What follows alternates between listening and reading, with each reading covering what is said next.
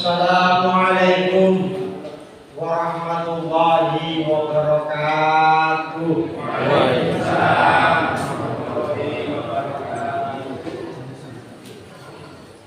Alhamdulillah nahmaduhu wa nastaghfiruhu wa na'udzu billahi min shururi anfusina wa min sayyiati a'malina may yahdihillahu fala mudilla lahu wa may yudlil fala hadiya lahu.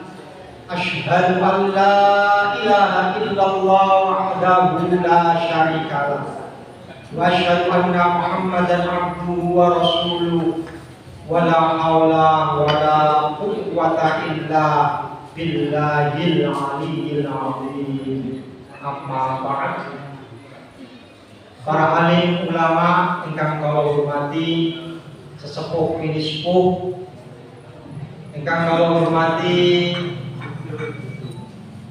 Ketua Takmir Masjid Al-Fajri dan pengurus yang lainnya, ingkang kula hormati Majelis Tabligh PDM Tuban Pak Adi Mulyo dan para anggotanya, ingkang kula hormati pimpinan ranting Karangagung Barat, pimpinan ranting Karangagung,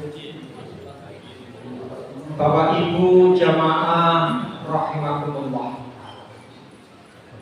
Pada kesempatan yang mulia ini kita bersyukur kepada Allah Subhanahu wa taala yang mana kita semua mendapatkan rahmat, mendapatkan taufik, mendapatkan kesehatan serta iman dari Allah Subhanahu wa taala. Sholawat serta salam mari kita aturkan kepada junjungan Nabiullah Muhammad sallallahu alaihi wasallam. Allahumma sholli alaihi, yang telah memberikan uswatun ilmu kepada kita semua. Bapak Ibu jamaah rahimakumullah, kami akan menerangkan tentang jalan menuju tawakal. Tawakal menggunakan jalan yang ditentukan Allah. Tawakal adalah menyerahkan diri sepenuhnya kepada Allah Subhanahu wa taala. Kita perlu menjadi orang Islam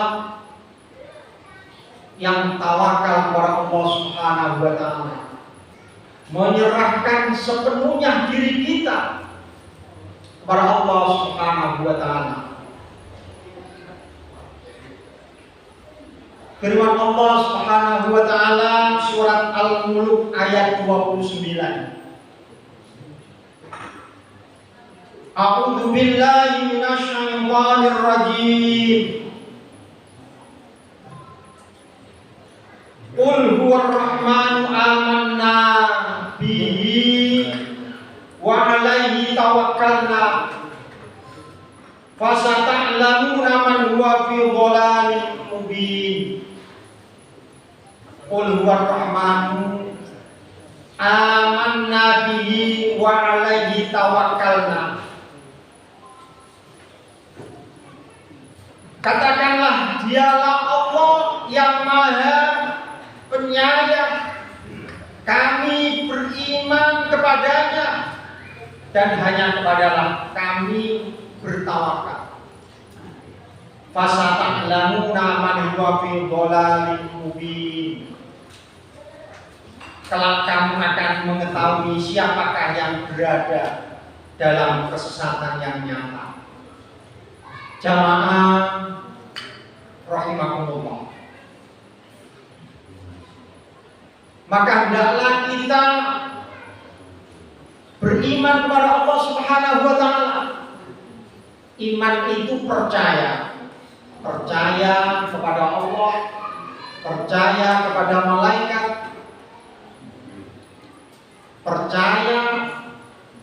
kepada kitab-kitab Allah, percaya kepada Rasul, percaya kepada hari akhir dan Allah. Iman ini perlu kita iman kepada Allah, percaya kepada Allah. Karena banyak juga manusia yang tidak percaya kepada Allah. Lalu kita bertawakal kepada Allah, menyerahkan diri sepenuhnya kepada Allah Subhanahu wa taala. Dan Allah itu tahu mana manusia, makhluk Allah yang tidak beriman kepada Allah, yang tidak bertawakal kepada Allah Subhanahu wa taala. Allah itu tahu. Maka apa yang kita lakukan dalam kehidupan ini, Allah selalu mengawasi kita. Bapak Ibu jamaah padang bulan,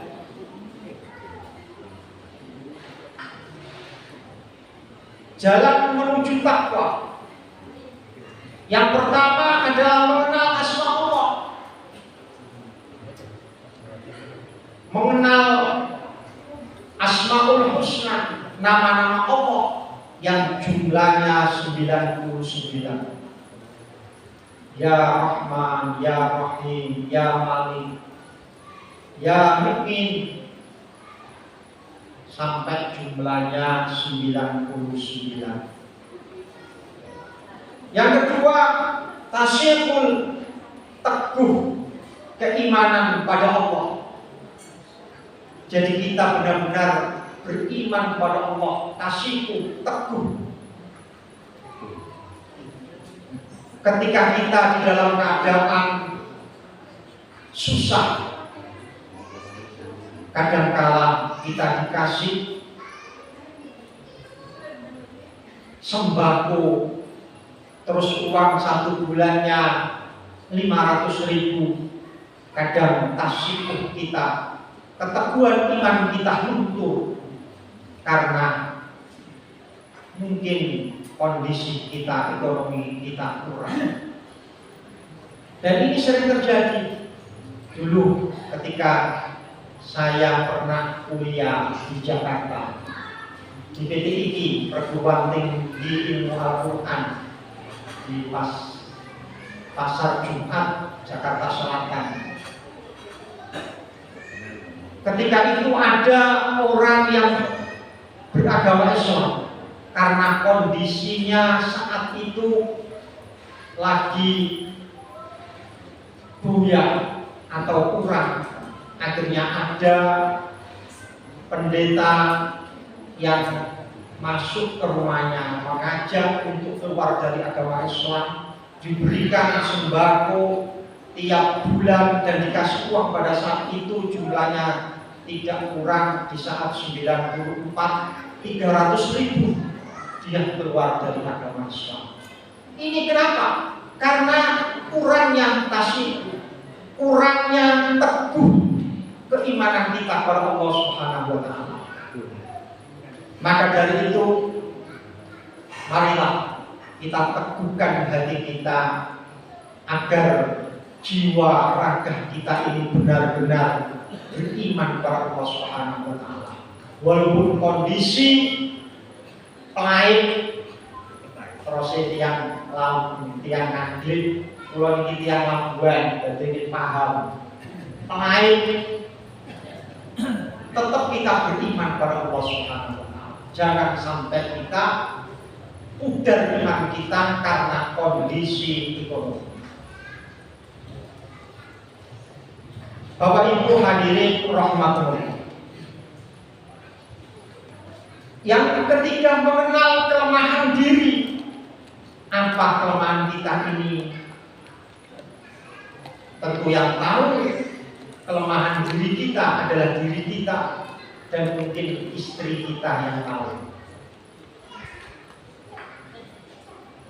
Yang keempat, bergaul dengan orang yang bertawakal. Maka hendaknya kita senantiasa di dalam kehidupan ini bergaul dengan orang-orang yang bertawakal. Karena Rasulullah sendiri menyuruh kepada umatnya, bertemanlah kamu kepada orang-orang yang beriman. Bertemanlah kamu kepada orang-orang yang baik agar kamu menjadi baik.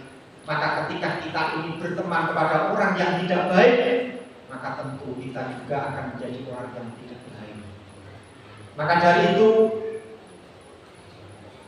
untuk menuju tawakal kita hendaknya bergaul, berteman pada orang-orang yang bertawakal.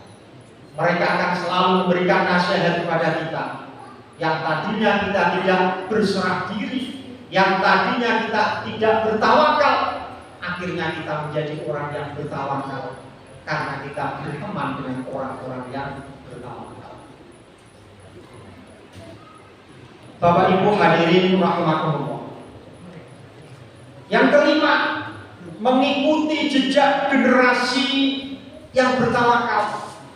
Jadi kita mengikuti jejak-jejak yang dulu, kiai-kiai kita yang sudah meninggal, agar kita menjadi orang yang bertawakal. Karena tidak semua kita ingin menjadi orang yang bertawakal.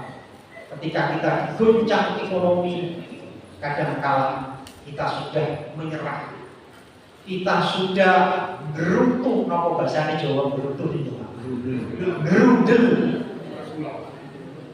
Ya Allah, kenapa Engkau berikan saya seperti ini, kondisi seperti ini, padahal saya beriman kepada Engkau.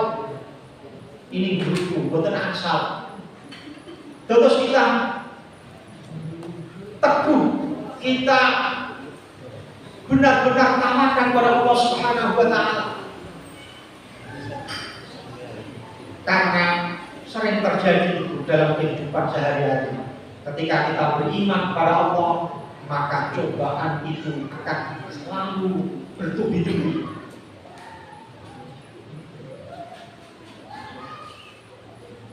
Saya ingat dulu, karena memang di dalam Al-Quran diterangkan, maka ketika hamba Allah itu beriman, maka cobaan akan selalu berdatangan.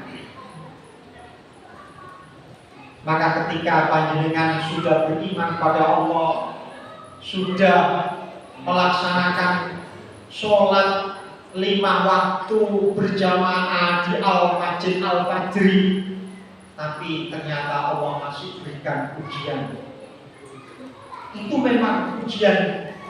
Dan ketika kita benar-benar tawakal pada Allah, insya Allah ujian itu akan terlepas.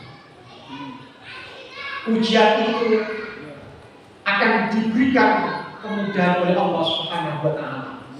Dan itu kami merasakannya. Kami merasakan ujian yang bertubi-tubi karena kami bertawakal kepada Allah Subhanahu wa Ta'ala.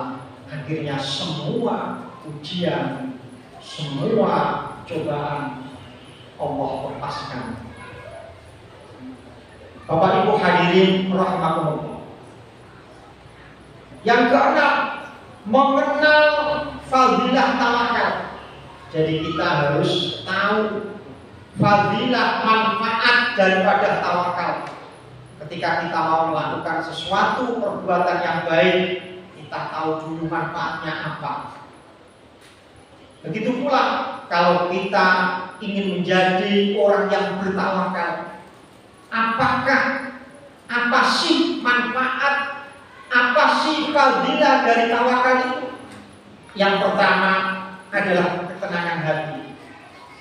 Jadi panjenengan semua Bapak Ibu, kalau benar-benar panjenengan itu menyerahkan diri sepenuhnya kepada Allah, mana panjenengan itu badhe tenang. Ketenangan hati itu pasti akan ada. Bagaimana Pak kalau saya kok masih belum? Berarti panjenengan dereng tawakal pada Allah Subhanahu wa Ta'ala. Selanjutnya yang kedua adalah kekuatan. Kekuatan batin, kekuatan fisik, Jadi orang yang bertawakal pada Allah itu fadilahnya, batinnya kuat, fisiknya kuat. Yang ketiga adalah keperkasaan. Nah, ini penting. Orang Islam, orang yang bertawakal pada Allah, itu Allah berikan keperkasaan, khususnya dumateng tiada jalur. Bagaimana kita menjadi tenang hati kita ketika kita ini seorang laki-laki boten dados tiang jalur ingkang perkasa? Tentu kita akan ditinggalkan rakyat kita. Kita akan ditinggalkan oleh istri kita. Maka dengan kita bertawakal kepada Allah Subhanahu wa taala, maka keperkasaan laki-laki kita ini akan kuat dan perkasa. Maka seorang istri akan selalu mendampingi kita. Itulah fadilah daripada kita bertawakal kepada Allah Subhanahu wa taala. Bapak Ibu hadirin jamaah rahimakumullah. Yang keempat, ridho, kepuasan. Dados panjenengan kalau sampun angsal rezeki datang apa? Sekedhik utawi kata, monggo panjenengan ridho datang Allah Subhanahu wa taala. Panjenengan boten usah madakno kali tanggi ingkang sugih. Tonggoku ora tawakal, senengane berbuat maksiat kok yo sugih. Sedangkan aku sing tawakal pada Allah kok yo ngene wae. Maka dari itu kita ridho datang Allah Subhanahu wa taala. Kalau kita niki ridho datang Allah wonten ing donya, Gusti Allah gede ridho datang di kita. Keluarga kita, anak, putra kita dados putra ingkang sholih lan sholihah. Rayatan kita, istri kita menjadi istri yang sholihah. Kehidupan kita tenang, damai, itu karena kita ridho dari Allah Subhanahu wa taala. Bapak Ibu hadirin rahimakumullah. Lajeng ingkang nomor gangsal harapan, optimis. Terus dalam kehidupan ini kita niki harus optimis. Walaupun kita niki dikasih oleh Allah dengan harta yang pas-pasan. Mungkin sakmenika pahit nggih panjenengan kudu optimis bahwa Allah itu akan memberikan rezeki. Karena Allah berjanji bilih menungso niku nggadahi nyawa, maka Gusti Allah niku badhe nyukani rezeki. Maka dari itu bilih kita nggadahi putra lan putri, Allah menegaskan jangan kamu bunuh. Karena kadangkala wonten bapak utawi ibu sampai mateni yogane sebab kondisi ekonomi.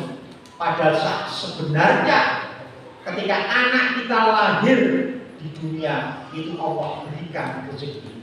Maka dari itu dengan fadilah menjadi orang yang bertawakal kepada Allah Subhanahu wa taala agar kita menjadi orang yang optimis. Harapan kita untuk kedepannya untuk lebih baik. Bapak Ibu hadirin rahimakumullah. Lajeng ingkang nomor 6, Allah memberi rezeki yang tidak disangka-sangka. Dados Gusti Allah niku badhe nyukani rezeki ingkang boten kita sangka. Boten kita sangka-sangka bilih Allah niku nggadahi rezeki, nyukani rezeki dhumateng kita. Ingkang pegawai mungkin gajine setunggal bulan niku 3 juta. Tapi karena kita ini tawakal pada Allah, Allah berikan rezeki lain dari 3 juta. Dan itu kita yakini. Karena Allah janji. Begitu pula bila kita ini medamel datang maut, karena kita ini tawakal datang Allah Subhanahu wa taala, insya Allah Allah badai nyukani rezeki dumateng kita. Walaupun kita niki ngastonipun medamel kita niki wonten ing laut. Kita yakin. Maka dengan pengajian sak menika sakjane panjenengan boten optimis terus optimis. Panjenengan semerap pilih orang yang tawakal datang Allah, bagi Allah berikan rezeki dari arah yang tidak disangka-sangka. Sebagaimana Allah ngendika wonten Al-Qur'an surat At-Talaq ayat 3. A'udzu billahi minasyaitonir rajim. Wa yarzuquhu min haitsu la yahtasib. Wa man yatawakkal 'alallahi fa huwa hasbuh. Innallaha balighu amri. Qad ja'alallahu likulli syai'in qadra. Wa yarzuquhu min haitsu la yahtasib. Dan memberinya rezeki dari arah yang tidak disangka-sangka. Wa may yatawakkal 'alallahi fa huwa hasbuh. Dan barang siapa yang bertawakal kepada Allah, niscaya Allah akan mencukupkan keperluannya. Innallaha balighu amri. Sesungguhnya Allah melaksanakan urusan yang dikehendakinya. Qad ja'alallahu likulli syai'in qadra. Sesungguhnya Allah telah mengadakan ketentuan bagi tiap-tiap sesuatu.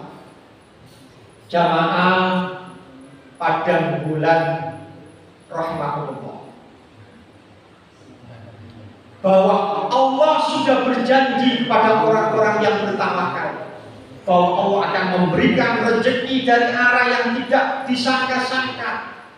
Lalu kita bertawakal kepada Allah, maka Allah akan berikan kecukupan keperluan panjenengan wonten ing donya sanika. Dados bilih wonten kiai wonten medamel nggih medamel nggih niku mawon kanthi kok saged sugih. Nah, kita mboten saged iri. Sebab kenapa? Sebab kiai kalau wau, ustaz kalau wau tawakal datang Allah, telak datang Allah Subhanahu wa taala. Maka Allah akan mencukupkan keperluan tiang-tiang ingkang tawakal datang Allah Subhanahu wa taala. Niki janji Allah. Dan Allah akan memberikan, mengadakan sesuatu bagi tiap-tiap yang Allah kehendaki. Dengan 4 bulan itu Allah berikan 3 hal. Yang pertama, Allah tiupkan yang namanya mati. Allah tiupkan yang namanya rezeki. Ketika kita sudah diberikan oleh Allah rezeki, mungkin rezeki kita ini setengah gelas, tapi karena panjenengan sering silaturahmi, panjenengan sering sowan wonten ing keluargi, Allah tambahkan rezeki malih wonten setengah gelas tambah sagel gelas. Ini Allah kehendaki. Kita tidak tahu. Kalau memang Allah menghendaki, apa salahnya? Yang tadinya Allah meniupkan pada saat kita dalam kondisi tenggene kandungan ibu kita 4 bulan, tapi ketika kita sampun wonten ing donya, lajeng kita niki sering silaturahmi, kita tawakal datang Allah Subhanahu wa taala, maka apa salahnya kalau memang Allah menghendaki pun payahun Allah tambahkan rezeki yang lebih banyak dari ukuran sebelumnya. Gitu betul. Kita yakin inilah Allah berikan kecukupan bagi orang-orang yang bertawakal kepada Allah Subhanahu wa taala. Bapak Ibu hadirin rahmatullah. Niki wonten cerita dan wonten tegang terus. Kula niki bingung.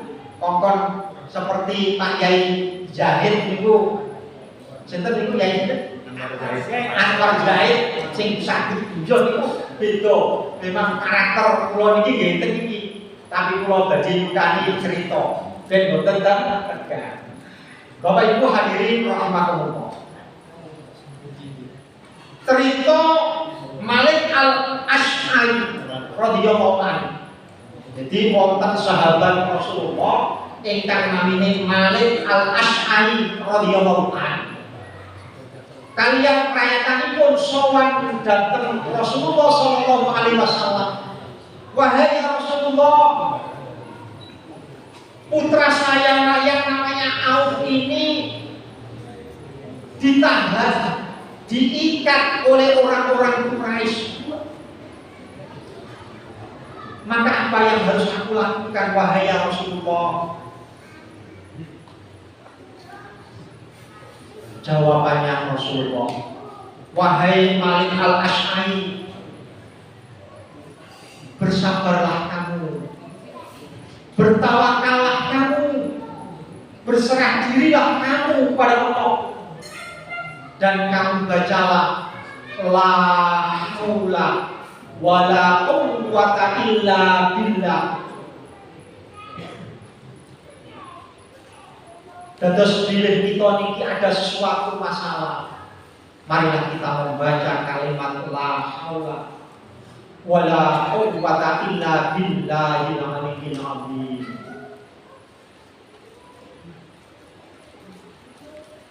Dados segala apa yang kita miliki ini kekuatannya hanya Allah yang maha tinggi dan maha agung. Akhirnya selalu dibacakan kalimat la haula wala quwwata illa billahil aliyyil azim, dibacakan oleh Malik Al-Asy'ari dan istrinya agar anaknya yang namanya Auf ini terlepas dari ikatan orang-orang Quraisy. Karena Malik Al-Asy'ari dan istrinya ini tawakal kepada Allah Subhanahu wa taala, akhirnya Auf ini terlepas dari ikatan orang-orang Quraisy. Padahal ikatannya itu terbuat dari tali kulit unta, diikat yang namanya Aus yang masih muda ini. Akhirnya lepas ikatan itu, maka Aus ini lari di tengah jalan ada unta. Akhirnya unta itu ditunggangi dan lari kencang. Di pertengahan jalan ternyata ada domba-domba yang banyak. Akhirnya domba ini diajak sama Auf ini sampai ke rumahnya. Jadi domba-domba miliknya orang Quraisy ini banyak, sampai dikirim sampai ke rumahnya dengan membawa unta. Akhirnya ibunya sangat gembira sekali, ayahnya sangat gembira sekali kalau anaknya, putranya Auf ini sudah lepas dari ikatan dari orang-orang Quraisy, malah membawa satu unta dan membawa beberapa ekor domba. Akhirnya bingung yang namanya sahabat Malik Al-Asy'ari dan istrinya ini. Maka beliau ini datang sowan kepada Rasulullah. Wahai Rasulullah, alhamdulillah putra kami Auf ini sudah lepas dari ikatan orang-orang Quraisy. Tapi saya bingung karena Auf ini membawa satu unta dan membawa beberapa domba. Akhirnya apa? Jawabannya Rasulullah. Rasulullah menjawab bersabda, wahai Malik Al-Asy'ari, ambillah unta itu, ambillah beberapa ekor kambing itu adalah milikmu. Itulah Allah berikan rezeki yang tidak disangka-sangka. Bapak Ibu hadirin rahimahullah. Maka Rasulullah Shallallahu Alaihi Wasallam bersabda, Bismillahirrahmanirrahim. Man qata'a ilallahi kafahu Allahu kulla mu'natin razaqahu min haitsu la yahtasib. Wa man qata'a ila dunya wa kallahu ilaiha. Rawahu Ibnu Abi Hatim. Famanin qata'a, siapa yang memutuskan hubungan dengan segala, illallahi kafahu Allahu kulla mu'nati razaqahu min haitsu la yahtasib. Kecuali kepada Allah, maka Allah akan mencukupi semua hajat kebutuhannya, bebannya, dengan memberinya rezeki dari arah yang tidak disangka-sangka. Wa man qata'a ila dunya wa kallahu ilaiha. Dan siapa yang bersandar kepada dunia, Allah akan membiarkan pada urusan dunianya. Maksud ini pun seperti bahwa sopoh kemawon ingkang memutuskan hubungan dengan sesuatu hanya kepada Allah, beliau tidak memutuskannya, maka Allah akan mencukupi semua hajat kebutuhan kita sebagai orang-orang yang bertawakal kepada Allah Subhanahu wa Ta'ala. Tetapi ketika orang itu bersandar kepada dunia, hanya mementingkan dunia kemawon, maka Allah akan membiarkan. Makanya ketika kita semerap tanding kita ini sugih, rumiyin tasik biasa-biasa, mungkin beliau tasik alit, karena beliau ini selalu bekerja dengan giatnya, tidak memikirkan siang dan malam, tidak melaksanakan perintah Allah, sing penting kerja, akhirnya jadi orang yang kaya. Allah biarkan, Allah berikan rezeki itu, berikan yang berlimpah-limpah pada orang yang tidak bertawakal itu. Tetapi karena dia tidak bertawakal, karena dia tidak beriman kepada Allah, karena dia tidak melaksanakan sholat 5 waktu, Allah biarkan. Tapi ketika dia menjadi orang yang kaya, akhirnya dia lupa kepada Allah, akhirnya dia berbuat berpoya-poya, berbuat maksiat, dan ini banyak yang terjadi dalam kehidupan. Jadi ketika ada orang yang bekerja siang dan malam, saatnya sholat, sampun semerat wonten wancine adzan wonten Masjid Al-Fajri, sing penting minyak, sing penting mergawe. Allah berikan rezeki yang begitu banyak. Tetapi ketika dia kaya, dia tidak akan ingat kepada Allah. Maka dengan seperti itu, Allah berikan kekayaan yang berlimpah-limpah. Mereka tidak beriman kepada Allah, mereka tidak bertawakal kepada Allah Subhanahu wa Ta'ala, maka dia akan menjadi orang yang berfoya-foya, berbuat maksiat, yakin dalam kehidupannya berumah tangga akan ini akan bisa juga bercerai. Anaknya akan menjadi anak yang nakal. Ini juga sering terjadi karena memang apa yang disabdakan oleh Rasulullah SAW itu nyata. Bapak Ibu hadirin jamaah rahimakumullah. Wonten malih kisah tawakal Rasulullah sallallahu alaihi wasallam. Saat Rasulullah hijrah dari Mekah ke Madinah, ditemani oleh sahabat Abu Bakar As-Siddiq, hijrah menuju ke Madinah. Ternyata orang-orang Quraisy mengejarnya. Pemuka Quraisy mengatakan, barang siapa yang bisa membunuh Muhammad, maka akan saya beri 100 ekor unta. Bagaimana tidak senang orang Quraisy ketika ada sayembara pemuka Quraisy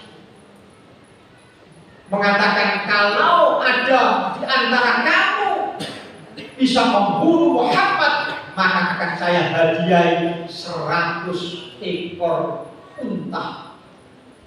Maka orang Quraisy berlari untuk membunuh Muhammad. Akhirnya Nabi Muhammad SAW,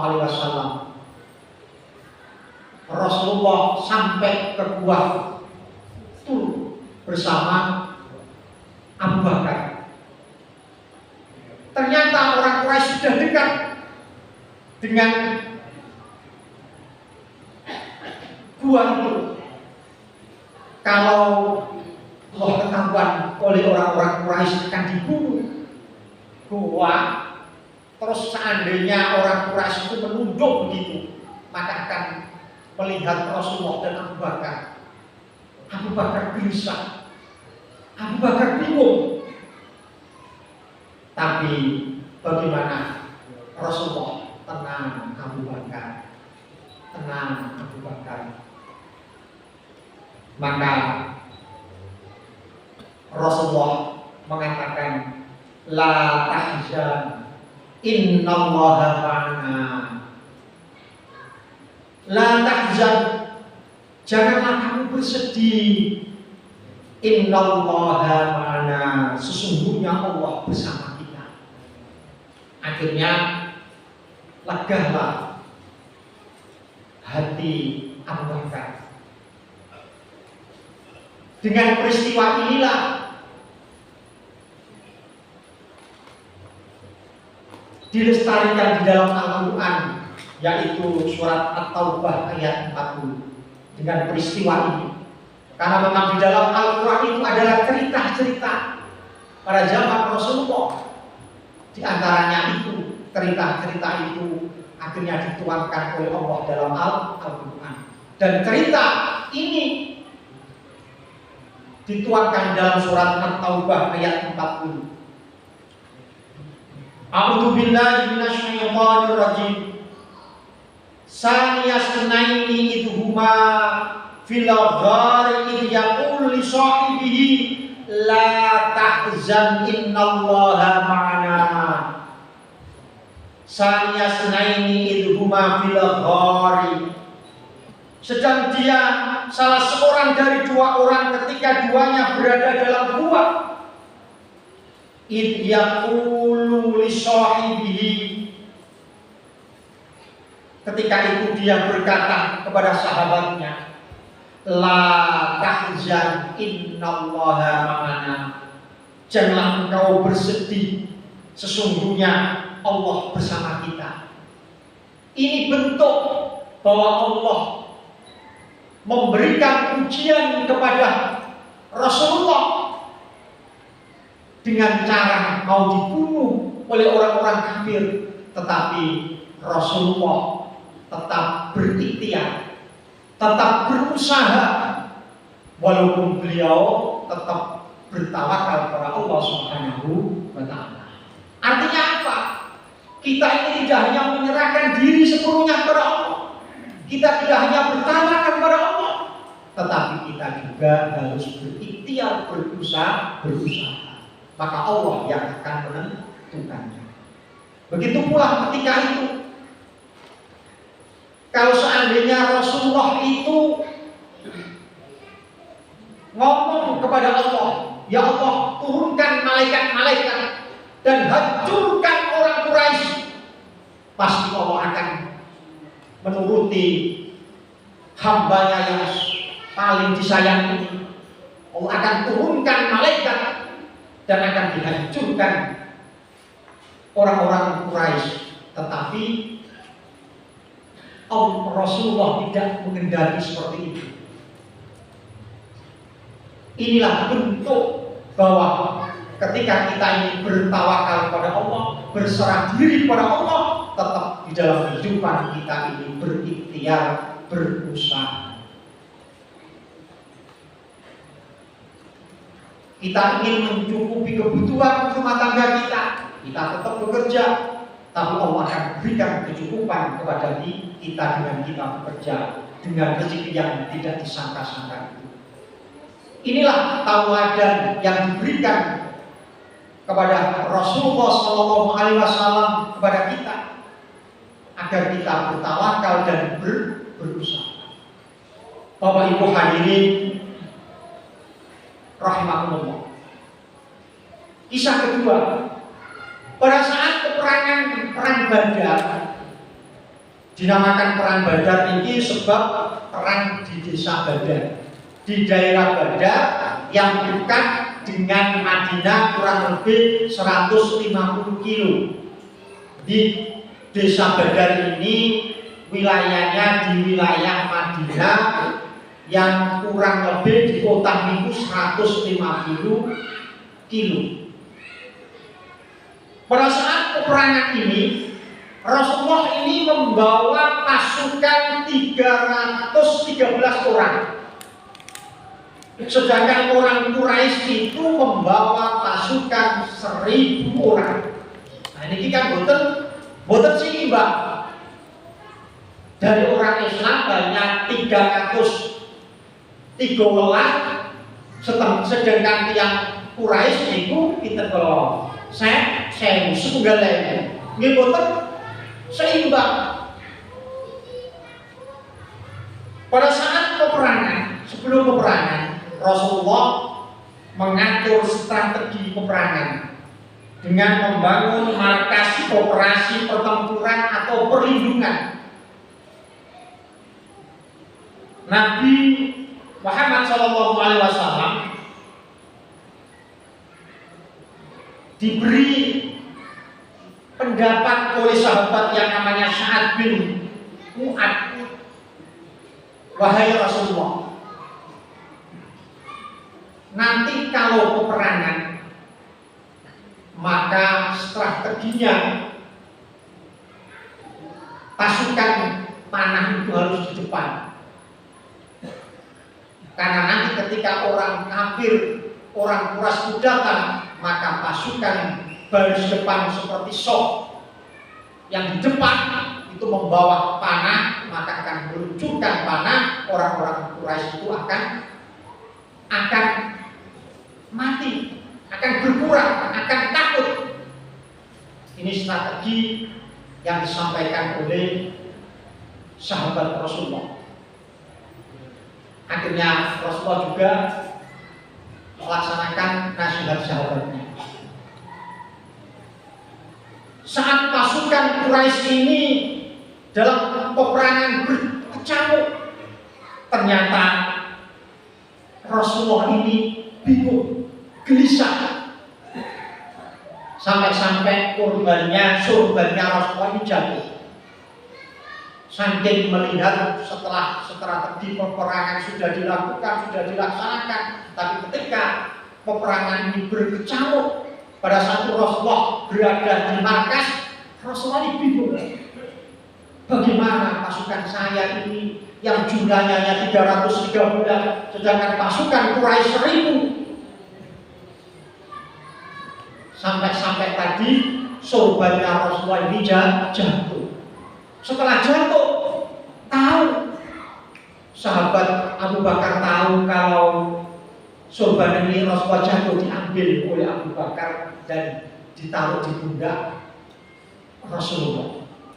Maka jawabnya sahabat Rasulullah, sahabat Rasulullah yang namanya Abu Bakar ini berkata kepada Rasulullah, wahai Rasulullah, tenang, jangan bersedih, jangan gelisah, cukuplah berdoa. Sesungguhnya Allah pasti akan memenuhi janjinya. Bapak Ibu hadirin rahmatullah, ternyata Rasulullah seorang utusan Allah, seorang Rasul yang terakhir, juga mempunyai hati gelisah, bingung melihat pasukan yang sedikit orang-orang muslim ini. Ternyata sahabatnya Rasulullah yang namanya Abu Bakar As-Siddiq, beliau juga adalah mertua Rasulullah, mengatakan cukuplah berdoa, sungguh Allah pasti akan memenuhi janjinya. Dan ternyata dalam peperangan ini dimenangkan oleh orang Islam. Bapak Ibu hadirin rahmatullah. Maka dari kisah ini, kisah yang kedua tadi, ketika Rasulullah itu di goa, yang gelisah itu sinten Bapak Ibu? Sing gelisah kalau Abu Bakar. Tapi hati Rasulullah itu tenang. Tapi ketika cerita yang nomor 3 pada saat peperangan, Rasulullah gelisah hatinya. Tapi Abu Bakar hatinya tenang. Artinya apa? Walaupun kita ini bertawakal kepada Allah Subhanahu wa taala, menyerahkan diri kita kepada Allah Subhanahu wa taala, kita tetap berikhtiar kepada Allah Subhanahu wa taala. Kita tetap berusaha dalam kehidupan. Bapak Ibu hadirin rahmatullah. Firman Allah Subhanahu wa taala wonten surat Al-Anfal ayat 49. A'udzu billahi minasyaitonir rajim. Wa may yatawakkal 'alallahi fa innallaha azizun hakim. Wa may yatawakkal 'alallah, barang siapa yang bertawakal kepada Allah, berserah diri kepada Allah, fa innallaha azizun hakim, ketahuilah bahwa Allah Maha Perkasa, Maha Bijaksana. Maka benar-benar kalau kita ini bertawakal, berserah diri kepada Allah, Allah bijaksana. Allah akan berikan rezeki kepada kita. Kita optimis. Jadi terus kita optimis. Ojo sampai kita niki nyalakan tiang jalur. Karena tiang jalur ini bagaimanapun juga butuh motivasi tiang estri. Kulo niki kalau mau badhe mriki niki dikasih motivasi kali rakyatan kulo. Seandainya kulo kok mboten dikasih motivasi, kulo bingung nyukani pengawasan sampai 1 jam. Dengan ibu-ibu berikan motivasi dumateng Bapak ini pun dalam hal kerjaan, dalam hal ibadah. Kulo niku bilih semerang kepiring agan kok tasik kayek-kayek niku tiang istriku, Mas wis wayahe sholat dan sholat akhirnya kok sholat jamaah. Ini memberikan motivasi. Kita tawakal kepada Allah Subhanahu wa taala. Dia dengan begitu tiang istri juga merestui bila tiang jalur itu benar-benar tawakal berserah diri kepada Allah Subhanahu wa taala. Lajeng Rasulullah sallallahu alaihi wasallam bersabda, Bismillahirrahmanirrahim. Lau annakum kuntum tawakkaluna 'ala Allahi haqqa tawakkulihi la ruzaqtum kama tarzuqu tayru tawdu himasa wa taruhu bitona lau annakum kuntum tawakkalu 'ala Allah haqqa tawakkulihi. Seandainya kalian bertawakal kepada Allah dengan sebenar-benar tawakal, arja'tum kama turzaqut tayr, maka Allah akan memberi rezeki kalian sebagaimana Allah memberi rezeki burung. Tagdu khisoman wa taruhu bitona, pergi pagi hari dalam keadaan lapar dan kembali dalam keadaan kenyang. Dados bener-bener terus Kanjeng Nabi Muhammad sallallahu alaihi wasallam bila kita ini bener-bener tawakal datang Allah Subhanahu wa taala, maka Allah akan memberikan rezeki dumateng kita sedaya. Kita yakin itu. Seperti halnya burung bila kita semerap.